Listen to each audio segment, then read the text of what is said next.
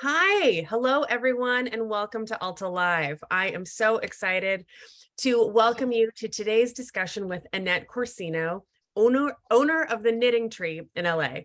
My name is Beth Spotswood. I'm Alta's digital editor. Today we're going to speak with Annette about the extraordinary craftwork, artistry, and community emerging from California's cutting-edge knitters. From ultramodern styles to ultra-inclusive programs and classes, Annette and her fellow crafters are taking knitting, crochet, weaving, spinning, and embroidery to new heights. We will check out some images of work that's emerged from the Knitting Tree while Annette and I chat.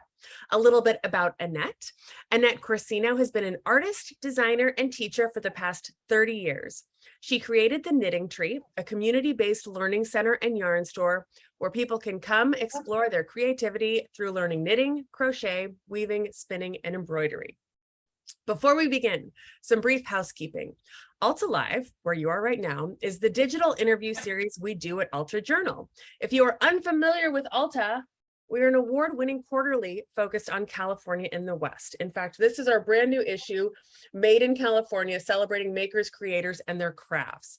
That's one of the reasons I wanted to chat with Annette today, because this quarter's issue is inspired and focused on the amazing kind of craft work coming from the West. If you are unfamiliar with us, I hope you'll check us out. We host a California book club, weekly events like this, in addition to this beautiful quarterly magazine, a bunch of newsletters. Check us out at ultaonline.com. There's a Q&A button at the bottom of the screen to ask questions for Annette. We will chat for about 30 minutes and get to as many of those questions as we can. This interview will be recorded and posted to ultaonline.com later today. We're going to send you an email with a link to that video, a link to the Knitting Tree, any other resources that we discussed today. It is so great to be with our community here at Alta Live. If you'd like to let us know where you're zooming in from in the chat, that would be great. I am up in Northern California, in Novato, California. Annette, you're at work. Where are you right now? We're in Inglewood, right near LAX. Thank you so much I realize that you're open. The Knitting Tree is open right now. There might be some background noise, but your background vibe is fabulous. So thank you so much for taking the time today. Hi, Montana, Irvine, Hollywood, LA, Kansas. Welcome, everyone.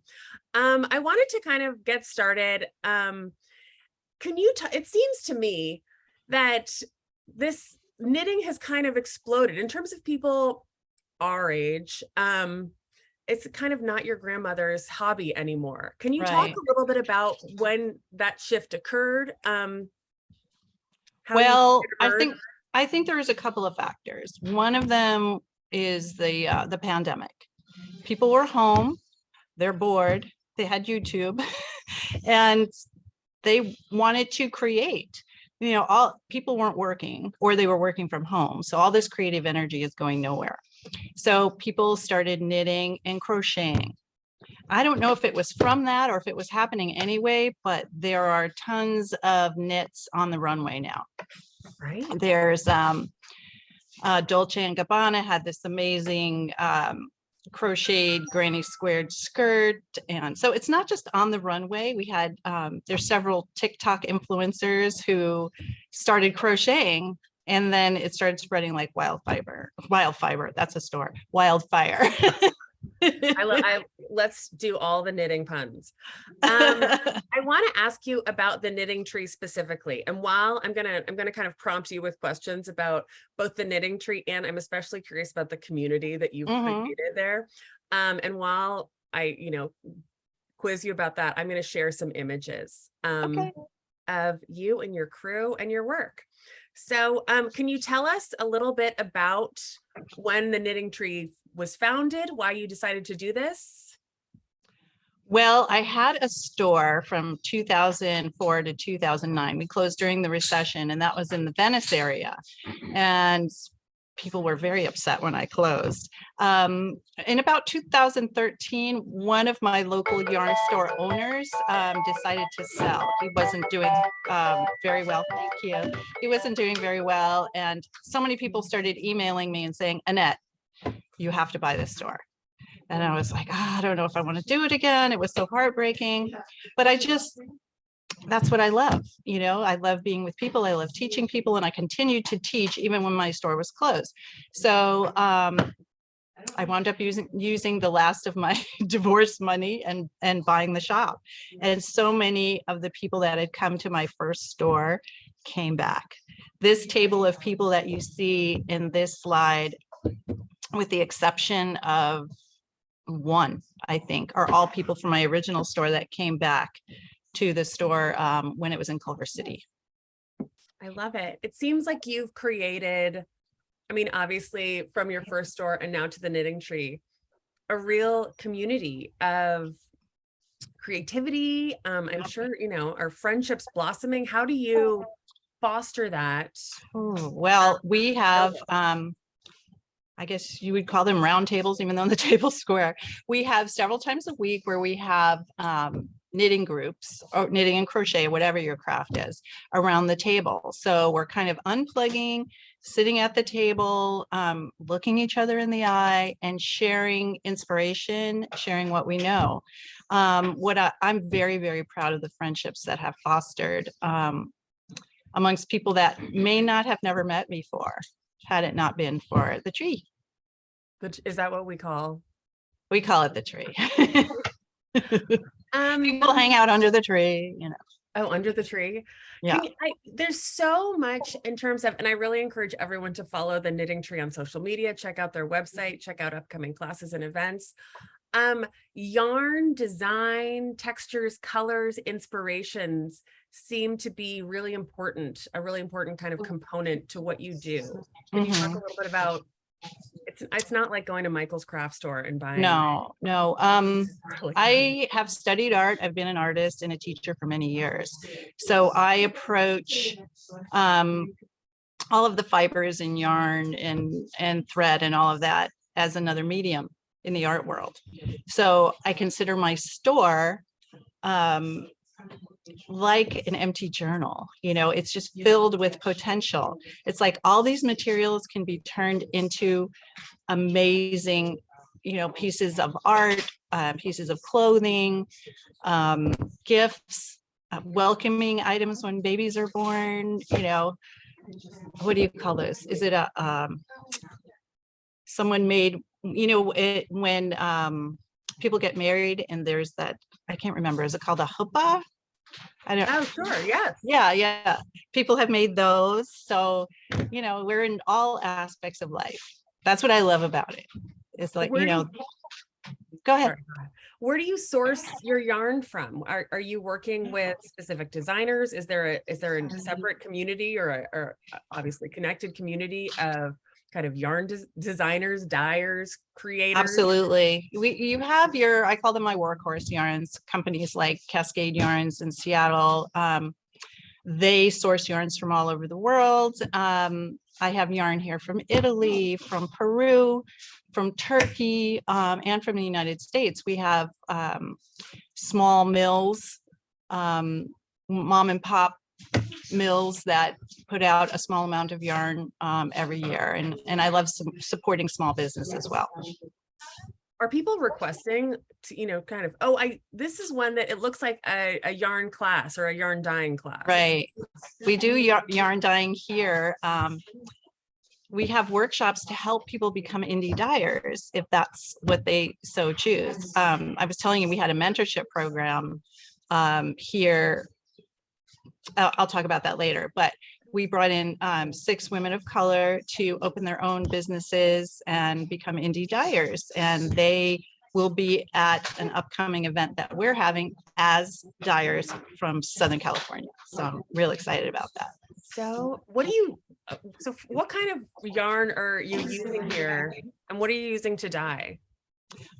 We use superwash wool, and we're using, you know, traditional acid dyes. We have also had people come in who do plant dyes, but for this, these are, you know, your easiest dyes to work with. Sure. That looks so fun. There's also, you have so many different kinds of classes. It's not just, I didn't include this photo, but it was so great. People posing with their first sock they ever knitted, which is yeah. But in addition to knitting things like the classic sock, you do all sorts of art and fiber. Right. That's because of my craft ADD. I love making things, and I always tell people I have a compulsive need to know how to do things. So I'm always trying to bring in people who do things maybe just a little bit differently. The woman all the way on the right, we went to art school together, and she does this class called macro weave, where you do macrame knots for a framework, and then you weave yarn through it. So it takes your traditional macrame and weaving to the next level, and I just love the results. It's so beautiful. And then this was another class that you did. What are these called? This is circular tapestry weaving. So you've probably seen your, again, traditional weaver's loom, which is in a rectangle. And Trudy Perry, who is nationally renowned weaver, she teaches these classes here, and you're weaving, but you're going in the round, and then she adds beautiful crystals and things like that to it. You'll notice also the stuff that looks really puffy, that's called roving, and that is yarn before it's spun. It's called roving? Roving. It's wool before it's spun into yarn. All of this is so beautiful. Thank you for sharing with that. And we can dive back into photos if people want more. I know that you had touched upon this earlier. Inclusion and representation seem really important to your mission. Can you talk a Very little bit much about so. Well, I'm a Mexican American. Both my parents were immigrants. I always love to support people of color in my business, to try and, we always try and support each other, give each other a little boost here and there. This has been a very traditionally white industry for many, many years. So we're trying to catch up in that sense. I was doing a fiber festival several years ago because we were jealous of the people in Rhinebeck. There's a big sheep and wool festival there. So we were like, let's do it here. And we're showcasing Southern California dyers and makers. Well, I could not come up with one dyer of color in Los Angeles. There were some in California, but not in LA. So I'm like, well, the Black Lives Matter movement was going, and I was like, well, I don't have tons of money, but I have resources. So we put out a call, my friend Brenda and I and my other friend Saida, and we were like, apply. If you want to open your own business, become an indie dyer, like, we want you. And so it was 6 months long. We brought in people from all across the country to help mentor.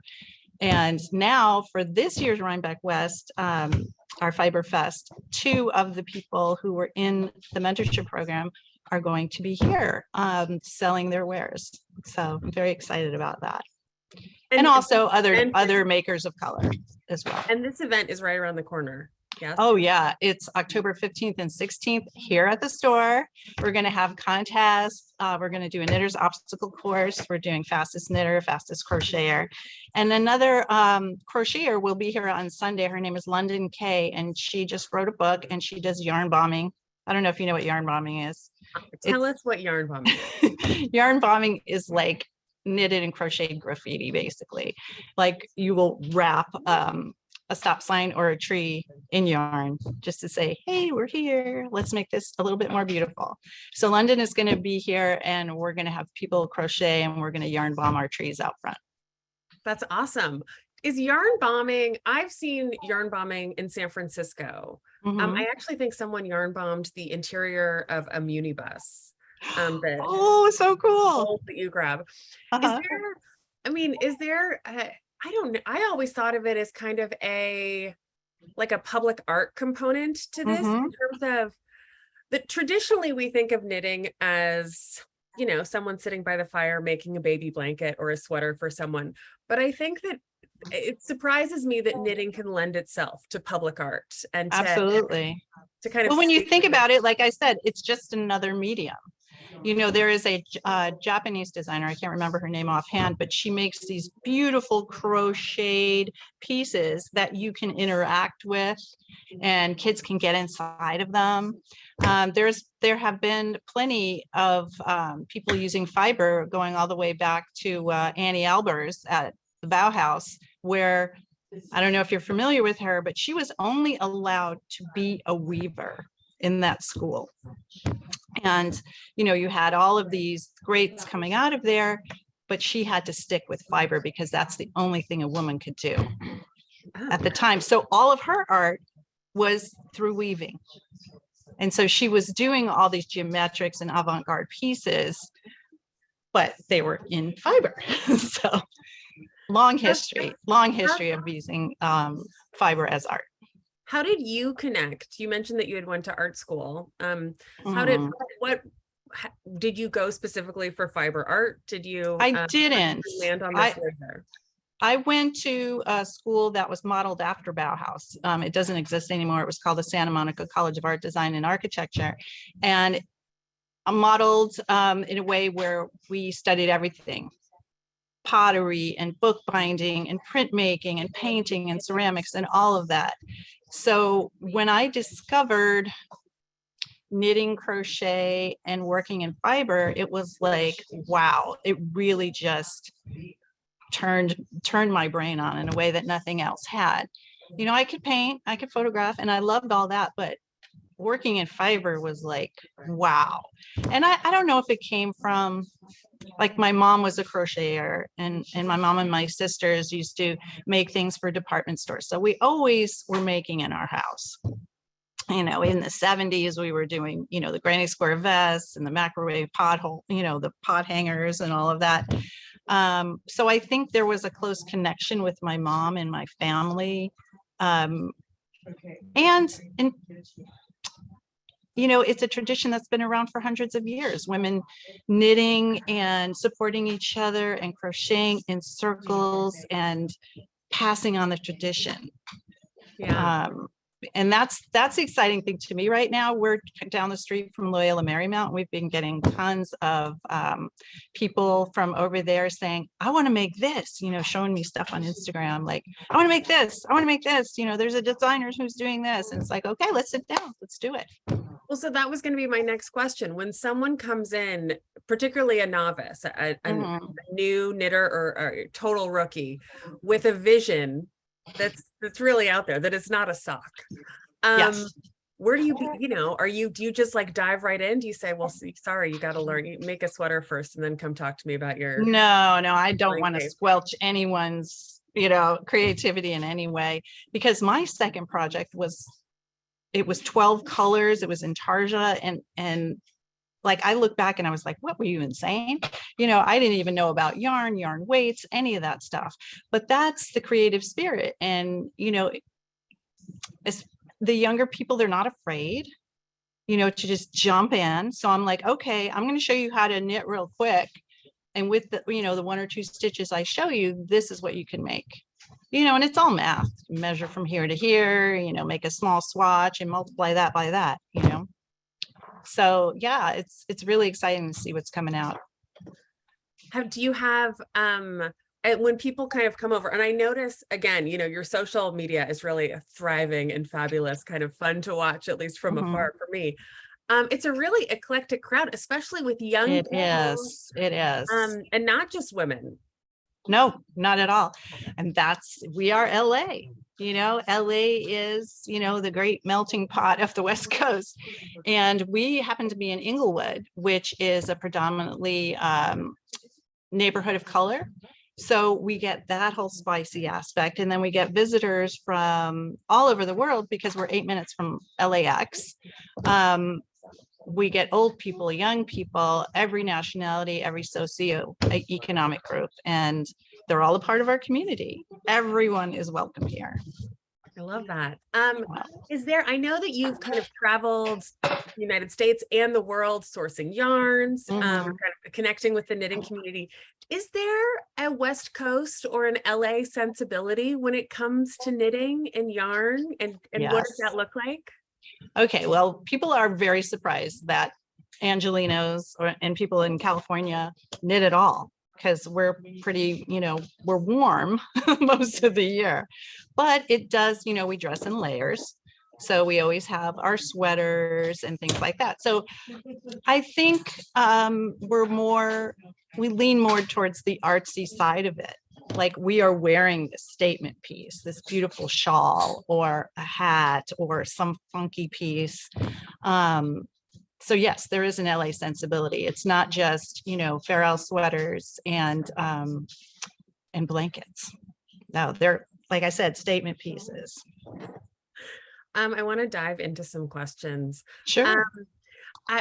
One of the people who was like, you've got to do knitting was my boss, whose wife is an avid knitter. And he says that knitters have the best recommendations for what to stream, shows to stream, songs to music, like Spotify playlists, books to listen to. Books to listen to. All right, what are you listening to right now? What are your, if I'm going to sit down and knit for a while? Oh my gosh. I am listening to An Ancient History of Egypt. It's one of the great courses on Audible. It's like 24 hours worth of lectures on ancient Egypt. And I know that's really weird, but it's so good. I'm learning so much. There must be some kind of like knitting. Are there knitting podcasts? Oh yeah. There's lots of them. There's the Grocery Girls. There's the Drunk Knitter. Brenda, what is the Drunk Knitter? Is that what she calls herself? Cheverell. Yeah. Who like makes cocktails. And then as she's talking in her podcast, she continually gets more loopy. We were doing one for a while. There's lots of them. If you just like go on YouTube and plug in video knitting podcasts or regular podcasts, those are two of my favorites anyway. Amy asked, is there a book that is the knitting Bible? What would you recommend, or books? Well, I used to use the Harmony guides. I don't even think they're out anymore. Back pre-internet days when, I was like, how do you cast on? Looking in a book. It's so amazing the amount of knowledge that is available now in knitting, where it was all a big secret to us when we were younger. I say Vogue Knitting is still the Bible. Really? Yeah. The big book it's like about this thick and it has everything in it. That's a good one. And then Modern Daily Knitting did one called, I think it was Skill Set. That is a really good beginning book for people. For people who aren't in LA, who don't necessarily have access to the knitting tree, how can they best connect with the knitting community in their area, assuming that there is one?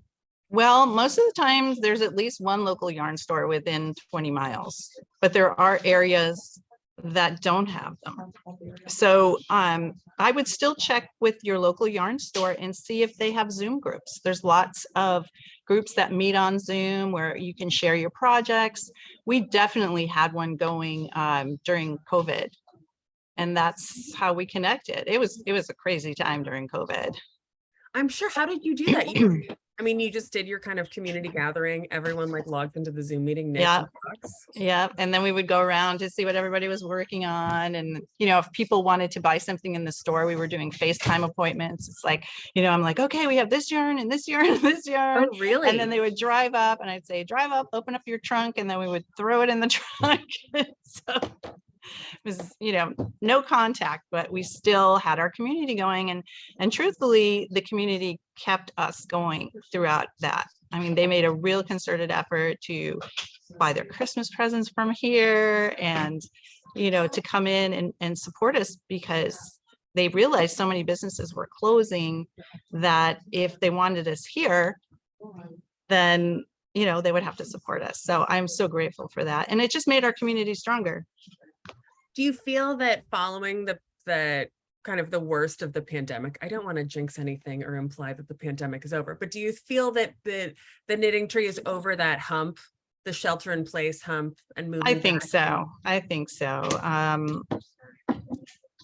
Whether it's over or not, people are over it. So you're back to hosting events and classes. Yeah, we have hosts, and frankly, we're busier than ever. Really? Yeah. Our Wednesday night last week was crazy, and I was doing a sock class. We had a beginning crochet class going on. We had all the people here for salad night, and it's just so fun. It's great. I feel like I host at least one party a week. Diana asks, do you host knit alongs? I imagine that means still. Yes. What's a Knit along is where like we all pick a project and we knit it or crochet it at the same time. Is Which there, is super fun. in terms of knitting, crocheting, weaving, there are other Embroidery, spinning. Is knitting by far and away the most popular? Are you seeing others kind of? I don't know. Crochet has really been hot this year. A lot of people take our knitting class, but this year felting, yeah. Needle felting, as someone pointed out. There's sewing. We don't do so much sewing. We do sewing kind of as an afterthought, like if we make a bag. Oh, tatting. No, I don't do tatting. We had a class in tatting once, but it's just too tedious. But it's beautiful. I thought she was referring to tattooing. No, tatting is you're making lace by just. Oh, wow. Yeah. It's I don't even know how to describe it. You have these little shuttles and one goes over the other and you make beautiful lace, but it's very labor intensive and far too small for me. Well, so can you give, before we wrap up, I want to be conscious of the time. Give us the plug for the Rhinebeck West.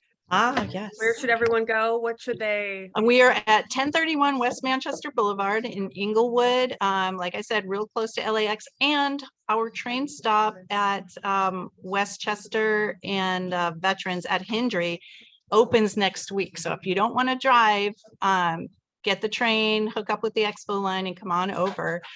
We have 12 vendors that are all Southern California, all local people. From indie dyers to stitch marker makers to well, what else do we have? Books, all kinds of fun things. We even have a funnel cake truck that will be there. And we have Three Weavers Brewery, which is attached in our same complex. So you can come on over, drop your husband off, or bring your husband to the Three Weavers and come on and enjoy a good time. It's good old fashioned fun. Very low tech. Beer, funnel cakes, and knitting competitions. Yes. Sold. Yeah. Annette Corsino of the Knitting Tree, thank you so much. Everyone, before you go, running to the Knitting Tree, which, by the way, I think that Annette and her business totally exemplify like the kind of made in California pioneering spirit that this issue aims to celebrate. So I hope that you'll check out the rest of the issue if you can. And I'd like to invite you to next week. That's October 19th, I think, is a week from today at 12:30. October 12th. Whatever, a week from today. Yes. I'm excited to welcome historian Woody LaBounty and Alta contributor Beth Weingartner. We're going to have a conversation about the cemeteries, when cemeteries used to cover a certain part of San Francisco, and how some of those graves are emerging on a golf course and at the Legion of Honor now, and what's being done about it. So please do join us for that. Oops, indeed. We will invite that, as well as an invite and all the details you need to attend Rhinebeck West and check out the Knitting Tree in Inglewood in LA. Yes. Beth, thank you so much for having me. I really appreciate it. And I appreciate the opportunity to inspire people about knitting and crocheting. Well, you absolutely did. Thanks, Annette. And thanks everyone for coming. Take care all.